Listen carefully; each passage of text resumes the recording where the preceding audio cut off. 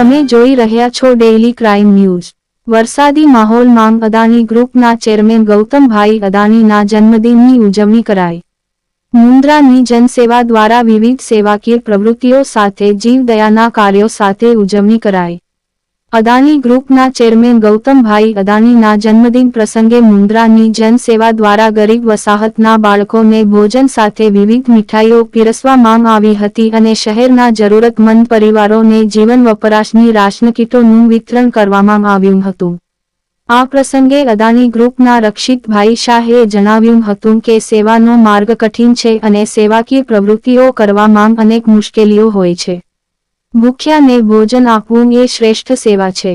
છેવાડાના દીન દુખિયા સુધી પહોંચી તેમની સેવા કરવી ઉત્તમ સેવા છે।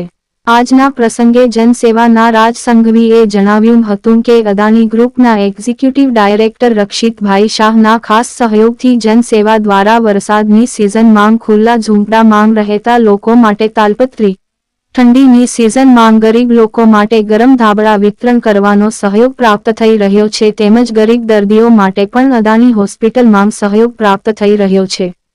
કોરોના કાળની વિકટ પરિસ્થિતિમાં લોકડાઉન સમયે અદાણી ગ્રુપના સહયોગથી જનસેવા દ્વારા લોકો માટે રાશન કીટ તેમજ જમવાની સેવાનો સહયોગ પણ પ્રાપ્ત થયો હતો। અદાણી ગ્રુપના ચેરમેન ગૌતમભાઈ અદાણીના જન્મદિન પ્રસંગે મુન્દ્રાની જનસેવા દ્વારા જીવદયા ક્ષેત્રે વિવિધ સેવાકીય પ્રવૃત્તિઓ હાથ ધરાઈ હતી। આ પ્રસંગે અદાણી ગ્રુપના મીડિયા વિભાગના રમેશભાઈ આયડી, જયદીપભાઈ શાહ, મહેન્દ્રભાઈ સોલંકી, સૌરભ શાહ પણ ઉપસ્થિત રહ્યા હતા। Report: Imran Avadiya, daily crime news, Mundra, Kutch.